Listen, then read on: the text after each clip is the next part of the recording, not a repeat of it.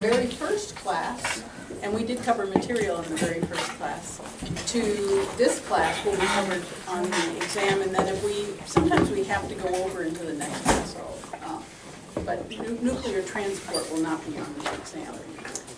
So the topic that we're finishing up today is membrane traffic, and we have spent a lot of classes on membrane traffic, and sort of the way we've done it is to delve into particular aspects like coat formation or a particular signal or something like that.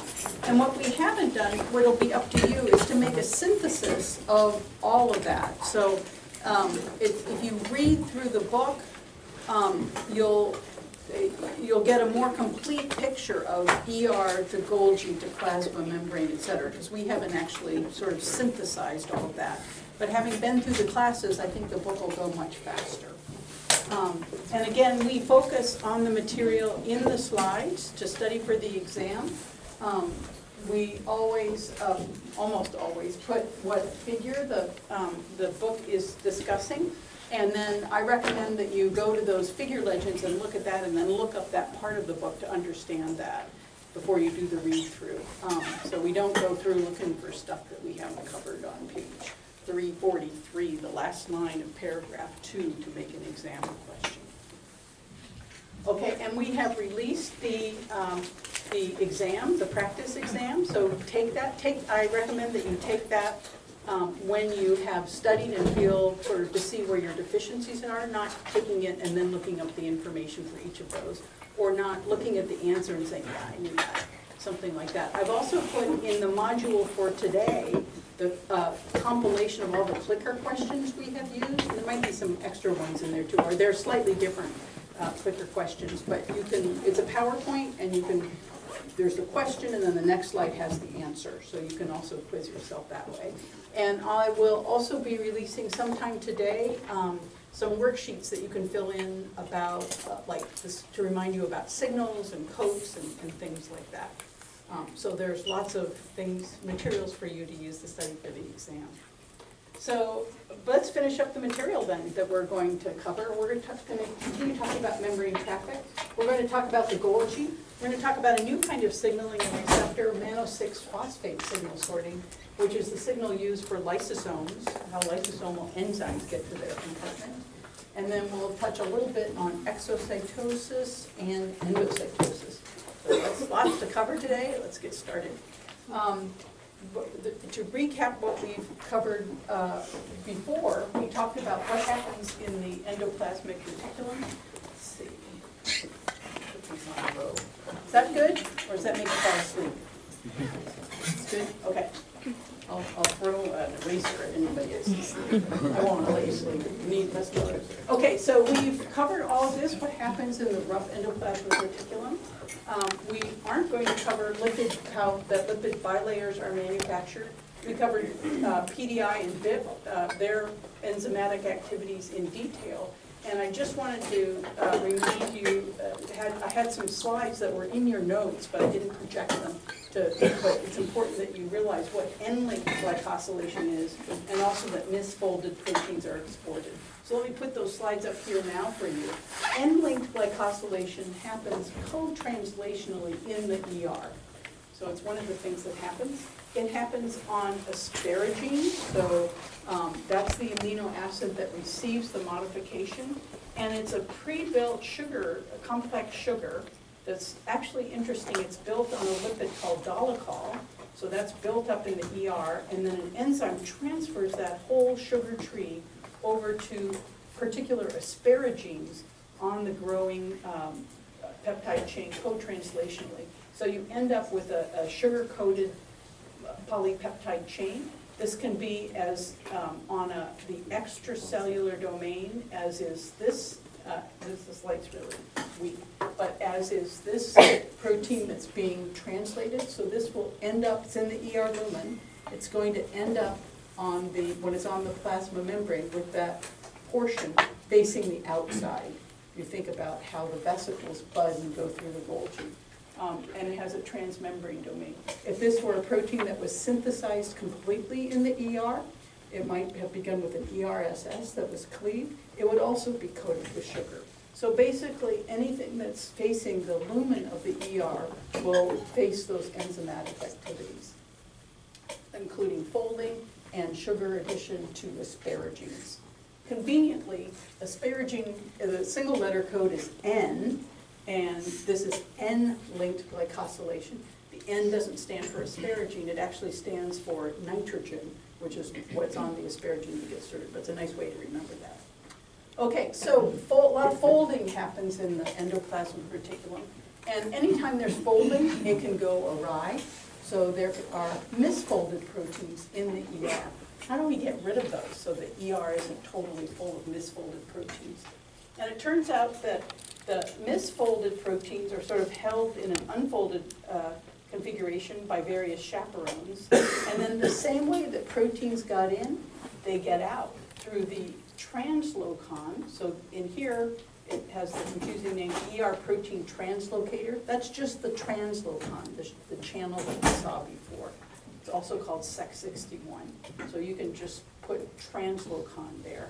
And then that's what the ribosome docked on to put synthesized proteins into the ER. With accessory exit proteins, that's held open so that misfolded proteins can be threaded through the translocon where they are in the cytosol. And then enzymes will remove the sugars that were added. So that glycanase is glycanase is an enzyme that will cut off these sugars, leaving just the polypeptide chain. That's the same story you know from before. That's ubiquitinated and then fed to the proteasome, just the way that we saw the cytosolic misfolded proteins were gotten rid of. So they are digested in the proteasome into individual amino acids. This is showing right here. And those amino acids can be used again to build other proteins. So the ER is not full of misfolded proteins because misfolded proteins are able to exit through this mechanism. So that's all the things that we've talked about now.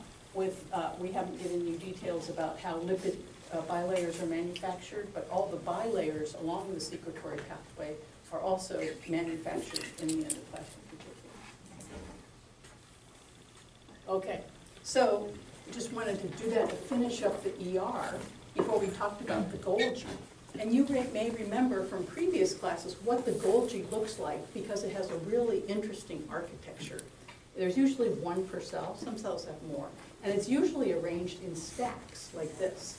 So we have one side that receives proteins from the ER, that's called the cis-Golgi network, and then we have various cisternae, meaning various stacks, going from the cis-cisternae, medial cisternae, trans-cisternae, and then proteins will exit out the trans-Golgi network.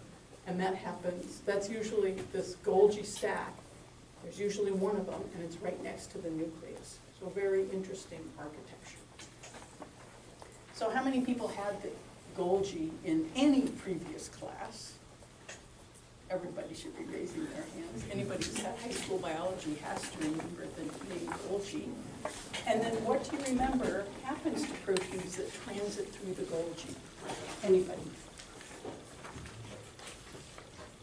Yeah.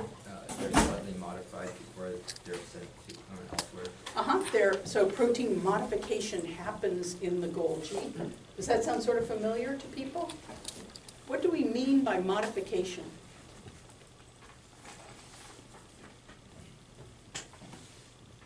I ask this every year. Go ahead. And people can't quite remember what they remember the word modification, but I think very few people have had explained what modification is. But you might remember. It could be just like changing some parts of the protein, either by adding sugars or adding something that makes it more distinct than the original form. So one thing that happens in the Golgi is carbohydrate addition, and we're going to talk about that. Okay. Any other modifications that happen that you can remember? Could it be phosphorylated?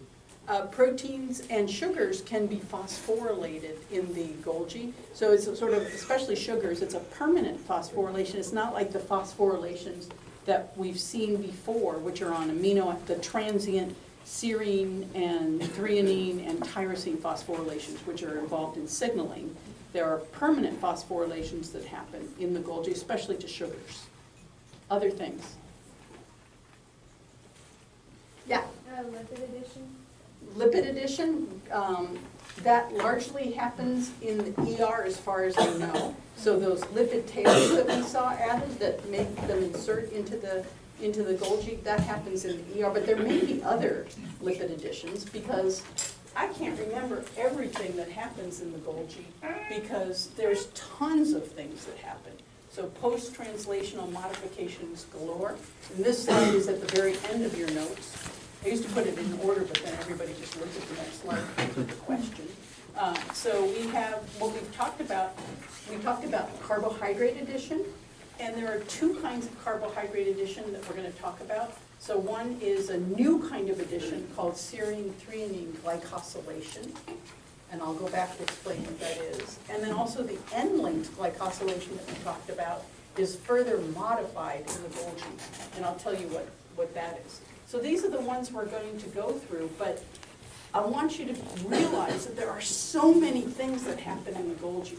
So in this diagram, we're going from the ER to the cis Golgi, and then through the various Golgi and out the trans. And you can see in each of these stacks, there are different things that happen, from phosphorylation of oligosaccharide of sugars on proteins, the removal of some sugars, addition of other sugars, sulfation happens, there's some proteolysis that happens. So all of these modifications happen stack by stack in the Golgi. So let's talk about a couple of them. We're going to talk about two in a little bit of detail. One is, remember the N-linked glycosylation that we talked about happening in the ER, where that sugar tree was transferred over to asparagines. Those are modified in the Golgi. So what you can see right here is, this is the, my pointer's not really working. So right here, you can see the sugar tree that was added to asparagines. That happened in the ER. And then as it passed through various stacks of the Golgi, various stacks of the Golgi, we had the trimming back of some sugars and then addition of other sugars step by step, so that the final sugar you end up with is really different from the initial N-linked glycosylation. And this is really different from species to species. So although proteins can be very conserved across phylogeny, many proteins are, the sugar additions are usually really different. So yeast will have very different sugar modifications than mammalian cells will. And this can pose a problem in biotech, where you're trying to make a final protein. You can't necessarily manufacture it in yeast because of the different sugars.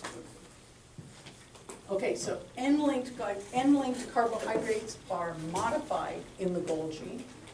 Do not memorize all of these enzymes or anything. The bottom line is that N-linked sugars are trimmed and different sugars are added. They're modified in the Golgi. There's another kind of carbohydrate addition that happens in the Golgi,